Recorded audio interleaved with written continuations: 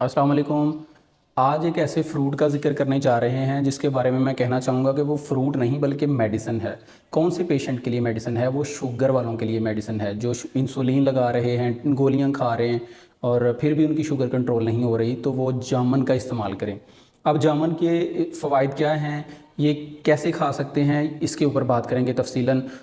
इससे पहले अगर आपने हमारा चैनल सब्सक्राइब नहीं किया तो इस चैनल सब्सक्राइब करें, लाइक और शेयर करें, और इंशाल्लाह आपको फ़ायदा होगा और ये वीडियो एंड तक देखिएगा। दोस्तों, आमतौर पे देखा गया है कि जो लोगों को शुगर का मसला होना होता है, अभी हुआ नहीं होता, अभी होना होता है, सबसे पहला जो सिम्टम है, जो पहली निशानी उसके अंदर है, वो उनका पेट का निकलना है, तूंद का बाहर आ जाना है। ये असल में ओबेसिटी क्यों होती है? आपके जो अंदर जो हैं वो जो ऑर्गन्स हैं, ख़ास तौर के ऊपर पेंक्रियाज है, किडनी है और लिवर है, और इस तरह आपकी जो आंतें हैं, इनके गिर्द चर्बी का चढ़ जाना, इसके ऊपर फैट का चढ़ जाना, ओबेसिटी का पहला अलामत यही है। अगर आपको ओबेसिटी हो चुकी है, मोटापा हो चुका है, तो वो आपके जो ऑर्गन्स हैं उनके ऊपर भी चर्बी चढ़ चुकी है, जो कि ख़तरे की पहली घंटी है। अच्छा, इसके बाद हम बात करेंगे कि ये चर्बी क्यों चढ़ी, ये शुगर का जो इनिशियल सिम्टम है ये क्यों स्टार्ट हुए। दोस्तों, इसकी जो सबसे बड़ी वजह है वो है मेटाबॉलिक सिंड्रोम। जो लोगों को चीज़ें नहीं सिखाती वो खाते हैं, उनको मैदा ख़राब रहता है, पेट ख़राब रहता है। ये मेटाबॉलिक सिंड्रोम जो है ना, ये मैदे का दुरुस्त ना होना, कब्ज़ का रहना, खट्टे मीठे डकार आना, भूख ना लगना, भूख बहुत ज़्यादा लग जाना, बार बार खाना खाना, ये सारी वजूहात यहाँ से जन्म लेती हैं। अच्छा, मेटाबॉलिक सिंड्रोम की वजह से होगा क्या? ओबेसिटी होगी, फिर इंसुलिन जो है वो आपका पेंक्रियाज जो है वो इंसुलिन बनाएगा तो सही, लेकिन आगे पास नहीं करेगा, यानी कि वर्किंग नहीं होगी, आपकी शुगर को वो कंट्रोल नहीं करेगी। फिर आपको डायबिटिक यानी कि शुगर का मसला यहाँ से स्टार्ट हो जाएगा। इसका फिर सिम्टम होगा एलडीएल जो है वो बढ़ जाएगा, यानी कि जो बैड कोलेस्ट्रॉल है वो बढ़ना शुरू हो जाएगा, यानी कि लो डेंसिटी प्रोटीन जो है। तो एचडीएल जो है वो कम होना शुरू हो जाएगा, जो गुड कोलेस्ट्रॉल है। उसके बाद हाई ब्लड प्रेशर रहना शुरू होगा और ब्लड वेसल्स के अंदर ऑक्सीडेशन शुरू हो जाएगी। फिर फालज का मसला भी हो सकता है, हाइपरग्लाइसीमिया इसको कहते हैं, इन्फ्लामेशन यानी कि आंतों के अंदर सोजिश भी आपको हो सकती है।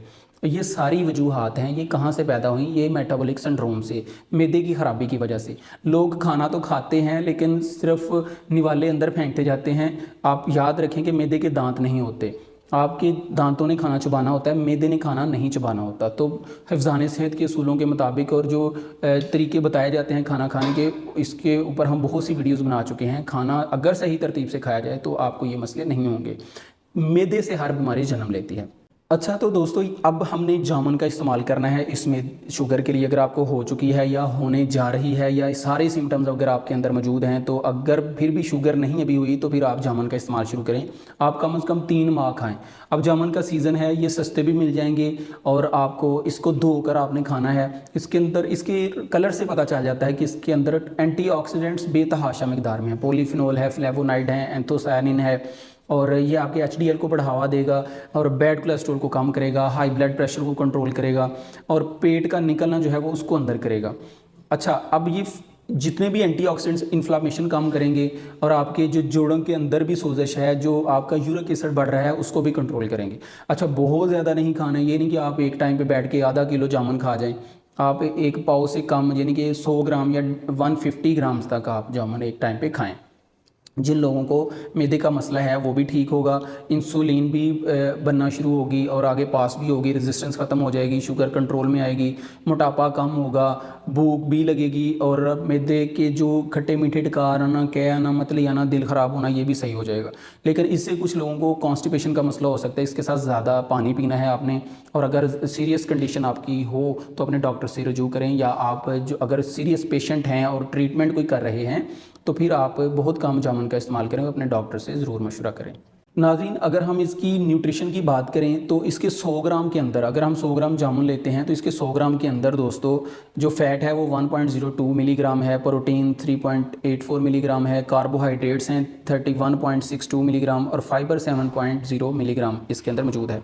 अगर वाइटामिन की बात करें, वाइटामिन ए है, इंटरनेशनल यूनिट के अंदर 3 इंटरनेशनल जो यूनिट इसके अंदर वाइटामिन ए है, वाइटामिन B3 है 0.09 मिलीग्राम, वाइटामिन सी है 0.21 मिलीग्राम, आयरन है 0.140 मिलीग्राम, कैल्शियम भी इसके अंदर मौजूद है 0.651 मिलीग्राम, मैग्नीशियम है 0.010 मिलीग्राम, फास्फोर्स 0.072 मिलीग्राम है, पोटाशियम है 16.07 मिलीग्राम और जिंक 0.09 मिलीग्राम इसके अंदर मौजूद है।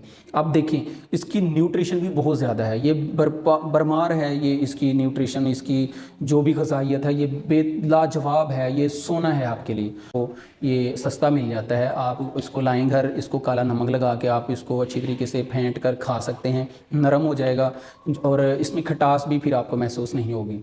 तो आपके ये अगर आप इससे मज़ीद आप इसको मेडिसिन के तौर पे इस्तेमाल करना चाहते हैं तो आप इसको बीज समेत खाएं, लेकिन बीज इसके मोटा बीज होता है, आप आसानी से निगला नहीं जा सकता।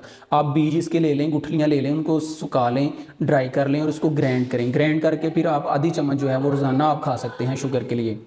अगर आप इसको आधी चम्मच रोज़ाना पानी के साथ खाते हैं तो आपको पता चल जाएगा कि आपका जो थ्रोट का मसला है, गले का मसला और मैदे का मसला, ये दिनों में ख़त्म होता चला जाएगा और आप पहले से ज़्यादा बेहतरी महसूस करेंगे।